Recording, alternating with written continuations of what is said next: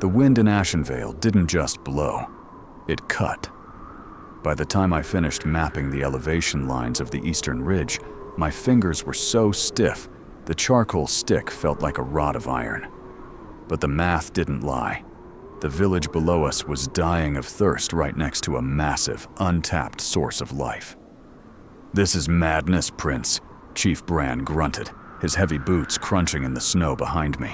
He wrapped his tattered bearskin cloak tighter around his massive shoulders, glaring at the rough sketch in my ledger.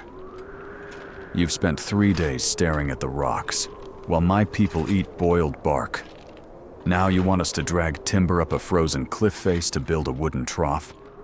The winter well is frozen. That is our reality. You cannot pull water from a stone. Even if that's true, it takes hands to fell the pines and carve the troughs. The village is weak. We don't have the energy for a fool's errand." "I'm not pulling it from a stone, Bran," I said, without looking up from the page. "I'm pulling it from the glacier, melt 300 feet above us. Your winter well is a failure because it relies on groundwater that freezes solid in November. But up there, beneath the ice caps, the pressure keeps a steady stream of liquid runoff flowing all year round. Gravity is free labor, Chief. If we build a sloped, interlocking timber channel from that upper stream down into the courtyard, the water will flow by itself. It won't have time to freeze because it will be moving too fast." Bran stared at the cliff face, then back at me. "We don't have the energy." "They'll have less energy when they're dead," I replied smoothly, closing the ledger with a sharp snap. "Tell the men who can still swing an axe to meet me at the western tree line in an hour. Tell the rest to start clearing a path along the ridge. We have 48 hours before the next blizzard hits. Let's see if you want to live or play the martyr." The next morning, the western ridge was a scene of grinding labor. I stood in the slush right alongside the villagers, using a rusted iron hand plane to smooth out the interior grooves of the pine troughs. If the wood was too rough, friction would slow the water down. In this cold, a slow current meant instant ice, which meant a burst line and a total system failure. "My lord, my lord!" Master Finch came scrambling up the rocky path, his face pale and his breath coming in ragged gasps. "The scouts, the outer perimeter scouts just came back. Silas's raiders. A scout cell of 3 men was spotted at the base of the valley. They're tracking our timber movements. They know we have an active workforce up here." The villagers nearby froze, their axes hovering in the air. Terror ran deep in their bones. Chief Barren stepped forward, his hand tightening around his axe. "We have to pull the men back to the keep. If we're caught out on this open ridge, they'll slaughter us like cattle." "No," I said, my voice cutting through the panic like a blade. "If we stop now, the line freezes, the timber rots, and we die anyway. We don't retreat. We adapt, and we hold the high ground.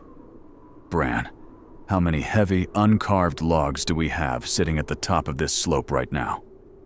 The old warrior blinked. "A dozen or so. We haven't rooted them down to the channel yet."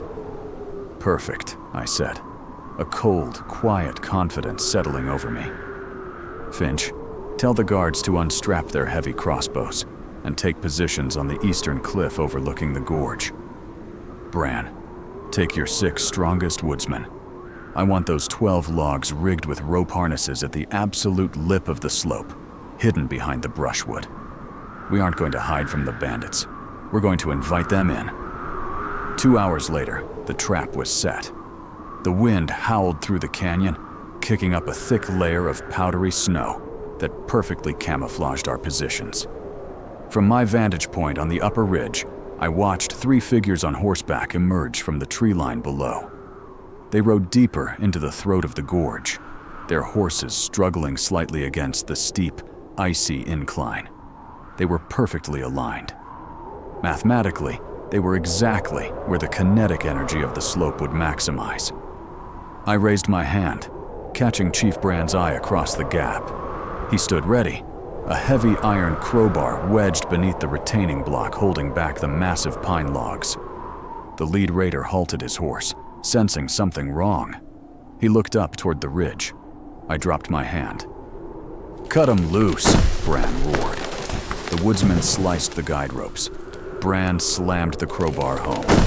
The 12 massive 2-ton pine logs broke free from their snowy berths, catching the steep incline of the slope instantly. They roared downward, bouncing violently off the rocky cliff faces, gathering terrifying momentum as they barreled directly down the narrow throat of the gorge. The raiders didn't even have time to turn their horses. The sound of splintering wood and crushing armor echoed through the canyon. In less than 30 seconds, the entire scout cell was liquidated. No swords drawn, no royal battalions required. Just gravity, mass, and a sloped piece of terrain. Chief Bran stood at the edge of the cliff, staring down at the quiet, log-choked gorge in absolute, stunned silence. He turned slowly to look at me. I was already walking back toward the water channel, picking up my hand plane. "The path is clear," I said quietly, without looking back. "Let's finish the aqueduct. We have a deadline to meet."